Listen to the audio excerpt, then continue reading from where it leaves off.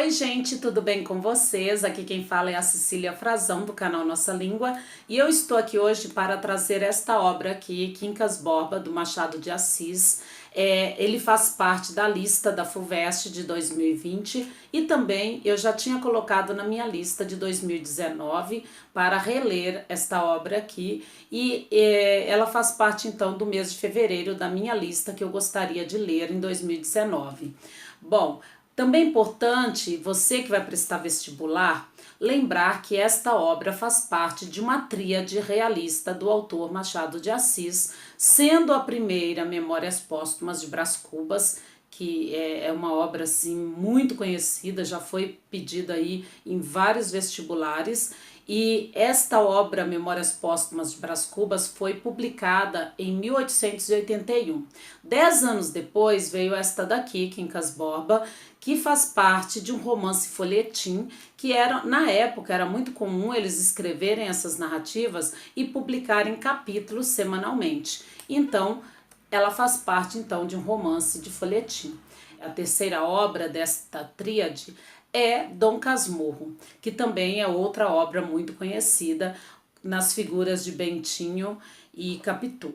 Bom, esta obra aqui então, ela vai trazer aí como personagem principal o Rubião, que era um grande amigo de Quincas Borba. Então, embora o nome seja Quincas Borba, nós vamos ter a figura principal aí, que é Rubião.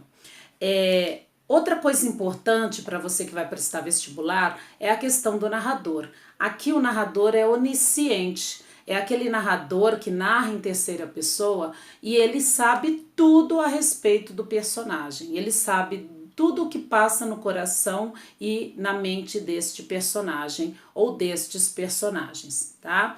Então é importante saber disso porque o vestibular vai pegar aí por esse lado.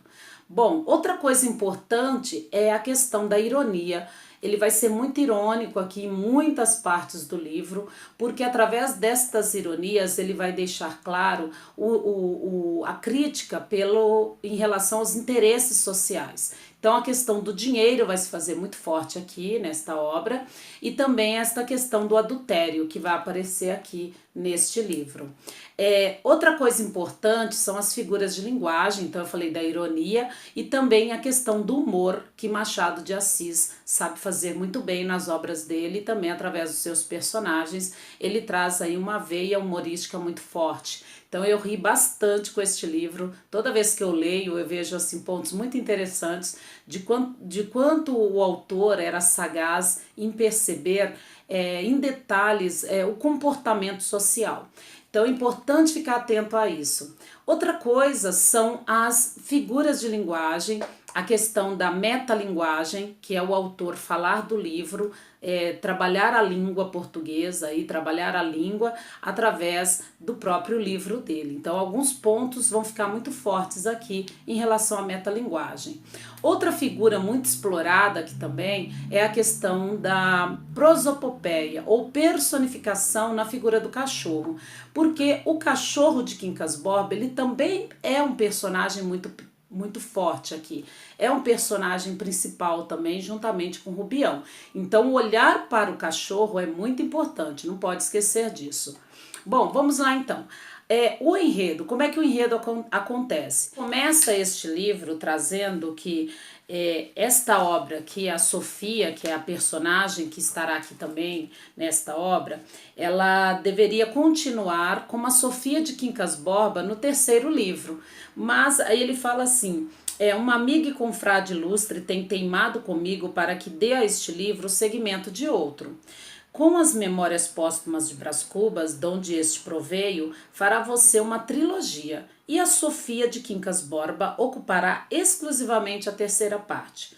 Algum tempo cuidei que podia ser, mas relendo agora estas páginas concluo que não. A Sofia está aqui toda, e continuá-la seria repeti-la, e acaso repetir o mesmo seria pecado. Então ele desiste da ideia de trazer a Sofia lá na terceira obra, que a gente sabe que é Dom Casmurro, na figura de Capitu. Isto faz com que crie esse enigma em relação ao que esse autor pensava ao escrever os seus livros e também ao personagem aqui que está, ao narrador que traz essa ideia para a gente e deixa o leitor a pensar nesse enigma que faz parte das personagens de Machado de Assis. Bom, então ele começa o livro com Quincas Borba num palacete, refletindo a respeito da vida dele. Ele está ali olhando a canoa e o canoeiro através daquele palacete que ele se encontra, e ele começa a refletir o que ele era humano. Ele era um simples professor sem dinheiro nenhum, e agora ele então passa a ser um capitalista, um homem muito rico naquele palacete. Então ali ele se encontra naquela reflexão na hora do café ali de manhãzinha, pensando sobre tudo que tinha mudado na vida dele. E de repente então ele faz um feedback na obra, ele volta ao tempo aí, para tentar explicar para o leitor quem era Quincas Borba e por que hoje ele encontra ali naquele palacete rico. E ele conta então que Quincas Borba era um grande amigo dele, que estava muito doente. Para o leitor que não lembra de Quincas Borba, este personagem Quincas Borba, ele aparece lá em Memórias Póstumas de Brás Cuba em duas situações muito especiais. Ele era um mendigo, ele rouba o relógio do Brás Cubas. Depois ele aparece no final da obra como um homem muito rico que tinha herdado uma herança. Então são dois pontos aí principais que fala de Quincas Borba lá em Memórias Póstumas de Brás Cubas, para quem não leu. Então, para quem leu, ótimo, né? Vai lembrar desta figura importante. Mas quem não leu não vai fazer diferença para entender esta obra aqui. Bom, mas eu sugiro aí que leia, porque também é outra obra maravilhosa, e aí para você entender toda essa tríade. Bem, e aqui ele fazendo esta reflexão, ele relembra o amigo, que era o Quincas Borba, que estava muito doente. Ele cuida desse amigo e num determinado momento ele já tinha perguntado para o médico se ele ia sobreviver, e o médico é muito taxativo, fala: olha, não, a doença dele é grave, ele não vai sobreviver por muito tempo, mas não fale para ele isso, porque isso só vai fazer com que ele morra mais rápido. Então ele volta no tempo, ele faz um feedback para explicar quem é Quincas Borba. E ele deixa claro que o amigo estava muito doente e ele cuidou deste amigo dele até o fim da sua vida. E o Quincas Borba, diante da visão e da consciência de que ele não ia durar muito tempo, que ele estava no fim da vida dele, ele resolve fazer um testamento e ele sai de Botafogo, porque a história toda se passa em Botafogo. Ele sai de Botafogo, vai para a corte para poder fazer esse testamento e pede para Rubião, que era o grande amigo dele e personagem principal desta obra, ele pede para o Rubião cuidar do cachorro dele, o Quincas Borba, que tinha o mesmo nome do dono. E o Rubião, embora ele não gostasse muito do cachorro, ele acaba aceitando cuidar do cachorro, mas aqui já deixa claro que ele estava interessado em entrar no testamento do amigo. Então ele faz todas as vontades desse amigo. E o Quincas Borba parte então para a corte e deixa ele lá com seu cachorro. O Rubião, ele sempre, o tempo todo, ele está com pensamento no amigo.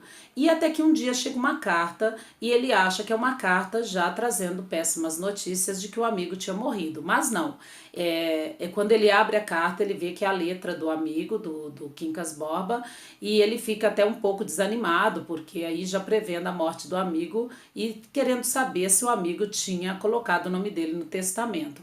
E ele percebe pela carta de Quincas Borba que o Quincas Borba não estava muito bem da cabeça, estava aí meio transtornado. E ele fica pensando, será que ele vai lembrar de colocar o meu nome no testamento?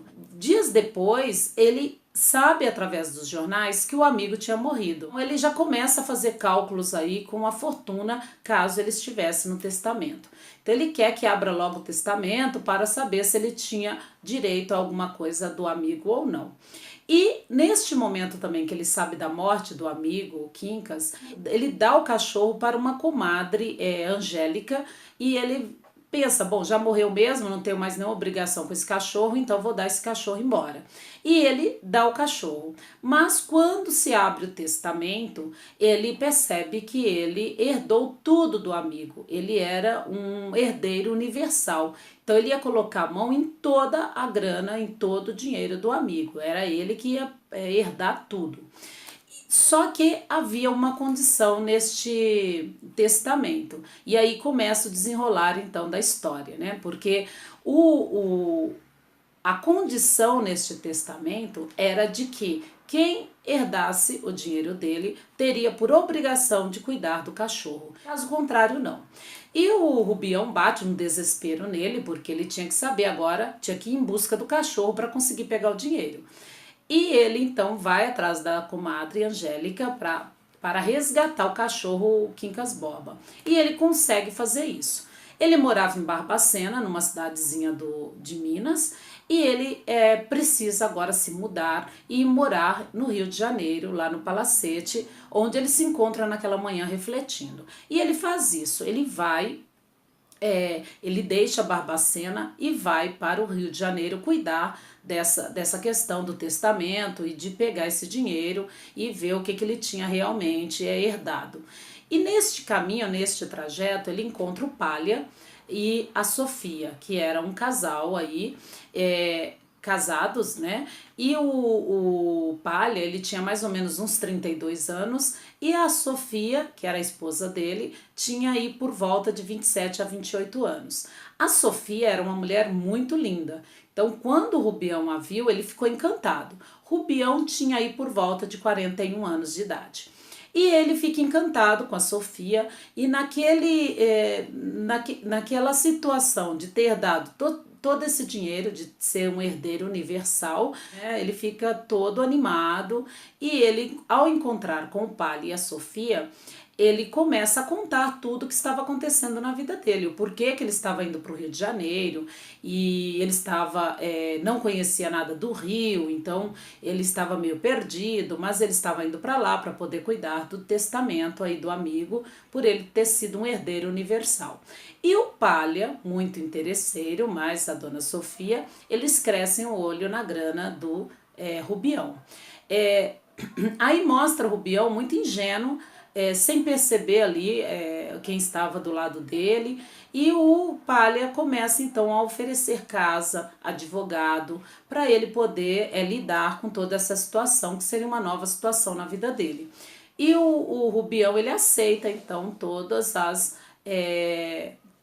investidas ali do Palha, todas as preocupações que o Palha estava demonstrando ali, e ele não foi capaz de perceber que o Palha estava muito interessado ali no que estava acontecendo na vida dele.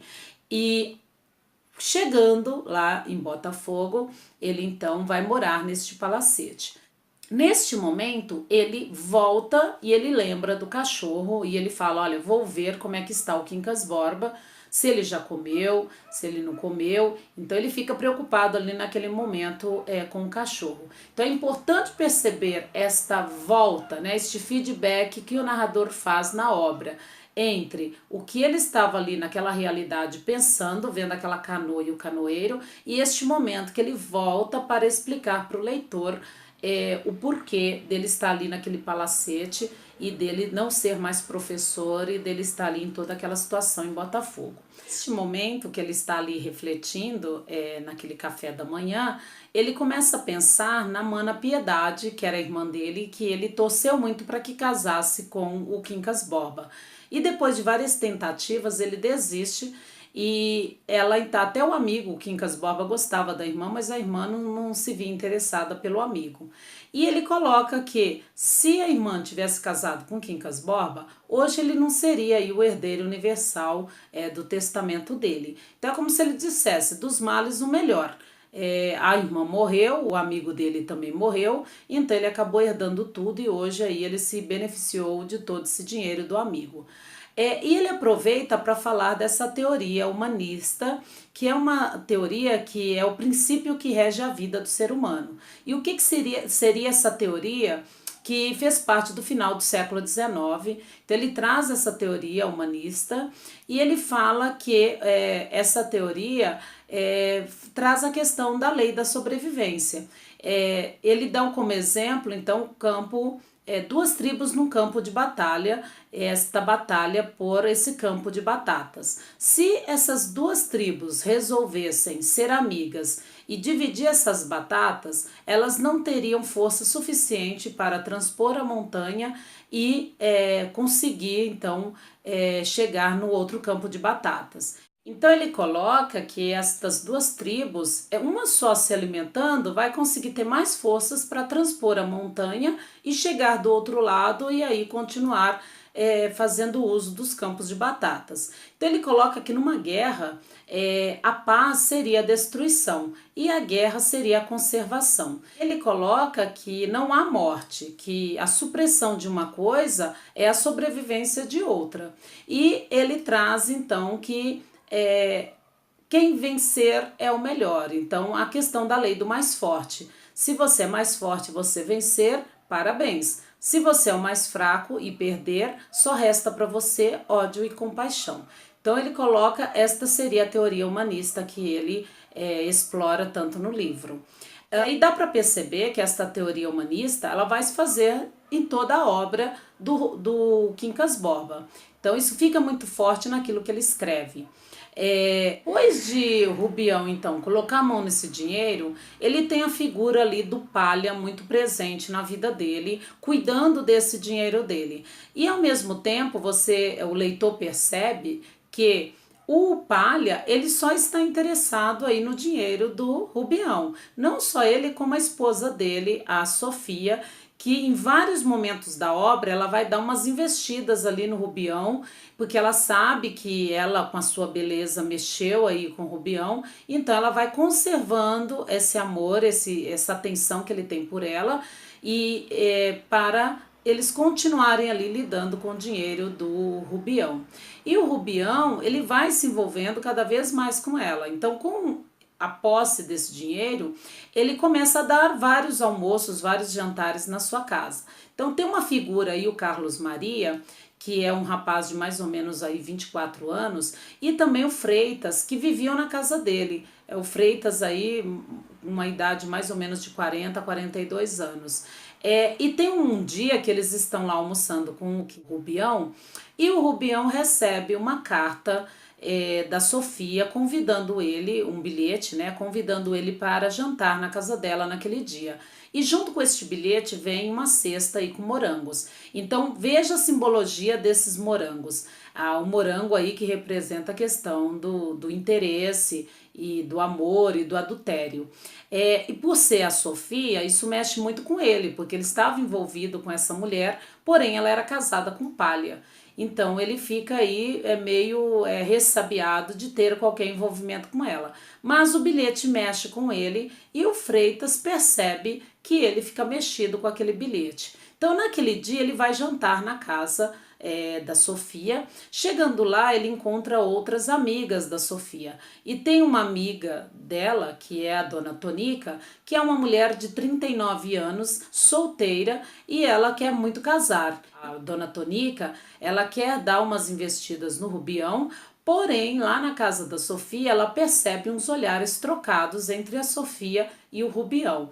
E ela acaba desistindo, então, de fazer qualquer coisa aí, de dar umas investidas no Rubião.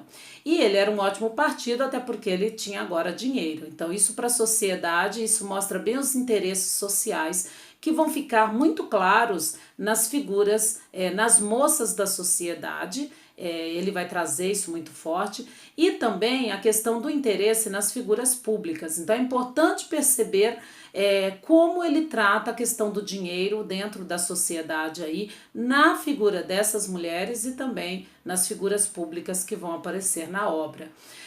Uma coisa interessante é que a Sofia, ela dava essas investidas no Rubião e ao mesmo tempo o leitor passa a perceber que era um acordo entre ela e o marido, o Palha. Então era como se o Palha oferecesse a própria esposa para poder adquirir ali mais condições, mais confiança para conseguir mexer, lidar com o dinheiro do Rubião. Então, várias vezes a Sofia, ela traz para o marido as investidas que o Rubião dá nela, mas o Palha, ele coloca aí a culpa como se fosse o vinho que o amigo tomou, que fosse o culpado por essas investidas do Rubião para com a sua esposa. Então fica esse jogo o tempo todo dentro da obra, entre as investidas de Sofia para com Rubião, para alimentar este amor dele, e com essa alimentação desse amor, ela recebia joias, presentes o tempo todo, porque ele tinha o pensamento dele todo voltado para ela, e ao mesmo tempo o Palha cuidando das coisas aí do dinheiro do Rubião. E isso vai mostrar cada vez mais essa decadência do Rubião, porque o dinheiro acaba um dia, né? Então ele vai perdendo, de certa forma, toda essa herança que ele tinha conquistado com a figura desses dois que estão ali por trás dele. Nesta obra também é importante perceber alguns pontos aqui que, logicamente, o vestibular vai explorar muito. Esta questão do preconceito e da valorização do que é estrangeiro.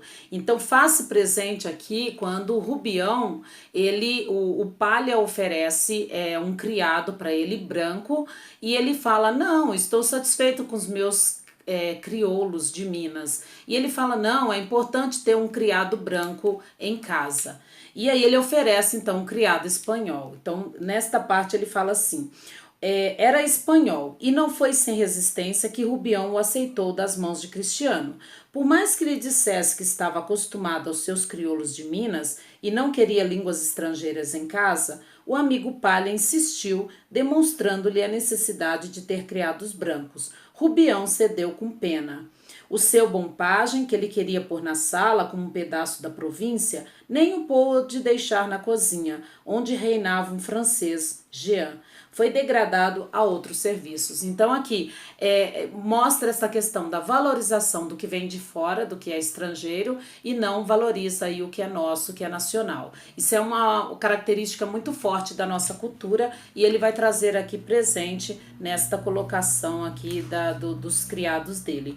E este criado espanhol, que passa a morar ali na casa dele, não gosta muito do cachorro, do Quincas.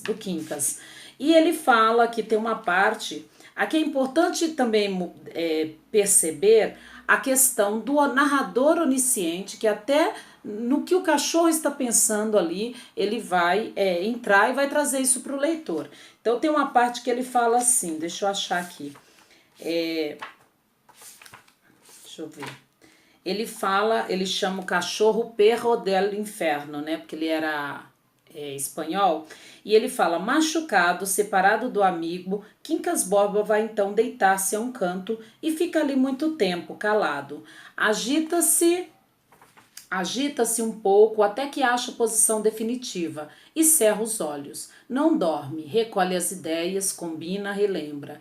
A figura vaga do finado amigo passa-lhe acaso ao longe, muito ao longe, aos pedaços. Depois mistura-se a do amigo atual, que seria o Rubião, e parecem ambas uma só pessoa. Depois outras ideias. Então aqui veja que este narrador traz ali o que se passa dentro deste cãozinho que foi herdado pelo Rubião ali, este cão que era do Quincas Borba. Tem outra parte aqui também, a questão da metalinguagem, que o narrador ele tenta explicar o porquê que colocou o nome de Quincas Borba no livro, e ele fala que aí também entra a questão da teoria humanista, que ele fala que o livro Quincas Borba, existiam dois objetivos para ele colocar este nome no livro. Então ele coloca que é o objetivo doutrinário e o objetivo dele particular. O doutrinário era que, para as pessoas que sabiam ler, ele ia permanecer então na obra, por isso a obra Quincas Borba para aqueles que sabiam ler. E a questão de viver para sempre, né, de não morrer nunca. E também, para os que não sabiam ler, fica aí a figura do cachorro, então era só chamar o cachorro pelo nome de Quincas Borba, que lembraria dele. Então ele vai ficar forte aí, firme na figura do cachorro e na figura do livro. E aí ele é uma metalinguagem porque ele usa a própria língua para explicar o porquê do nome no livro e porquê do nome no cachorro, que também é um personagem muito importante dentro da obra. Aqui também tem a questão da conversa com o leitor. E isso é outra característica trazida por Machado de Assis no realismo. Então ele vai trazer essa característica para os romances. Então tem uma parte que ele fala assim: deixamos Rubião na sala de Botafogo, porque ele está lá no café da manhã dele, pensando e refletindo sobre tudo, e batendo com as borlas do chambre nos joelhos e cuidando na bela Sofia. Vem comigo, leitor, vamos vê-lo meses antes à cabeceira do Quincas Borba. Então aqui ele chama o leitor para, olha, presta atenção nisso. Aqui também é interessante perceber como é que ele vai mostrando esses personagens para o leitor. Então ele traz aqui, o narrador, né, o Rubião, quando ele recebe todo esse dinheiro, ele começa a viver cercado de amigos e de amigos muito interesseiros. Então ele dá almoço, dá jantares para esses amigos. E aqui tem uma parte que ele fala assim: existem duas figuras aí que depois vão continuar no desenrolar do enredo, da narrativa, e é muito interessante que era o Carlos Maria, que tinha aí por volta de 24 anos, e o Freitas, que também tinha quase a idade do Rubião, uns 44 anos. E ele fala assim: Carlos Maria chamava-se o primeiro, Freitas o segundo. Rubião gostava de ambos, mas diferentemente. Não era só a idade que o ligava mais ao Freitas, era também a índole deste homem. Freitas elogiava tudo, saudava cada prato e cada vinho, com uma frase particular, delicada, e saía de lá com as algibeiras cheias de charutos. E o outro já não era, o outro já era mais nariz empinado, outro já era mais dono de si, e não era de ficar fazendo muitos elogios ao Rubião. E tem aqui até a parte que ele fala assim, deixa eu só ler essa parte aqui. Rubião respondeu que um amigo, dono de um grande armazém de vinhos, o presenteara com uma garrafa. Ele, porém, gostou tanto que já encomendara 3 dúzias. Não tardou que se estreitassem as relações. E o Freitas vai ali almoçar ou jantar muitas vezes, mas mais vezes ainda do que quer ou pode. Olha aqui a questão da ironia do autor, porque é difícil resistir a um homem tão obsequioso, tão amigo de ver caras amigas. Então aqui ele mostra essa ironia de ele ir ali somente interessado em ganhar os charutos que eles sempre levavam para casa e eram charutos caríssimos, e também de ter essa relação com o Rubião, que era um homem poderoso, um homem cheio do dinheiro. Então veja, e aí ele fala assim: queres o avesso disso, leitor curioso? Vê este outro convidado para o almoço, Carlos Maria. Se aquele tem os modos expansivos e francos, no bom sentido laudatório, claro é que ele os tem contrários.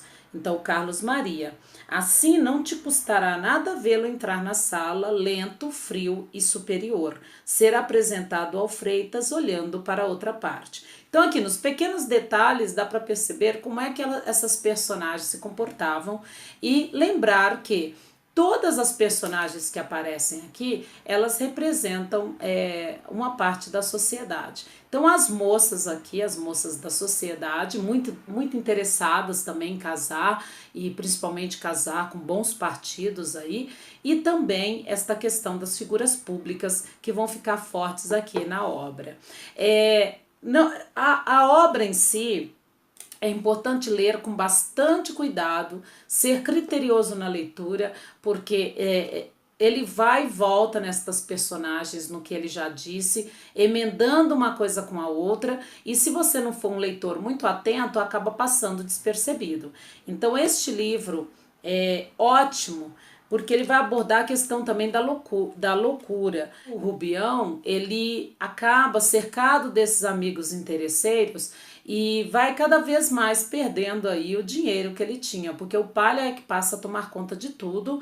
Ele, para gastar às vezes com algumas coisas, ele tinha que pedir dinheiro para o Palha, e tem a figura da Sofia que vai iludindo ele cada vez mais. Então todas as moças que aparecem na obra, quando você pensa que essas moças vão aí desencadear um namoro e um casamento com o Rubião, acaba caindo no vazio, porque elas acabam, a própria Sofia se encarrega de repente arrumar um outro partido para essas moças e acaba não vingando aí um casamento para o Rubião. E também porque o Rubião tem muito interesse na Sofia, embora ela seja casada.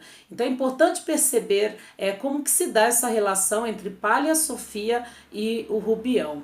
E é engraçado porque a Dona Tonica, que era aquela mulher de 39 anos que queria muito casar, ela encontra um bom partido, mas 3 dias antes do casamento ele morre e ela acaba não se casando. Então são detalhes importantes dentro da obra que esses detalhes podem ser explorados aí numa prova. Então é importante ficar atento a isso. E chega um momento então que o Rubião, diante da loucura dele, ele começa a delirar com algumas situações e eles se veem então na condição de internar o Rubião, e esse Rubião vai para um hospício e ele percebe, o Rubião, que os amigos que eram próximos dele não tem mais esses amigos diante dele, e ele vai ficando cada vez mais isolado neste hospício até que ele foge deste hospício. E o cachorro fica, bem dizer, abandonado neste palacete, aos cuidados destes criados. Então assim vai desenrolando toda a narrativa. Eu não vou dar spoiler aqui, não vou dizer qual foi o fim do Rubião, mas para que vocês possam ler e de repente, em cima de todas estas características, tirar a própria ideia, a própria opinião de vocês. Então é um livro, é uma obra assim imperdível. Eu tenho certeza que, embora seja um clássico que tem uma leitura mais exigente, é um livro que prende a atenção do início ao fim, pela maravilhosidade que é essa narração de Machado de Assis. Então fica aí esta grande obra para vocês lerem. Se vocês gostaram deste vídeo, deixem aqui os seus comentários, troquem comigo o que vocês entenderam da obra, peçam aí sugestões na identificação, principalmente das figuras de linguagem, dessas características que podem ser exigidas na FUVEST e em outros vestibulares aí. Então espero que vocês tenham gostado e um grande beijo para vocês, até a próxima obra. Tchau, tchau!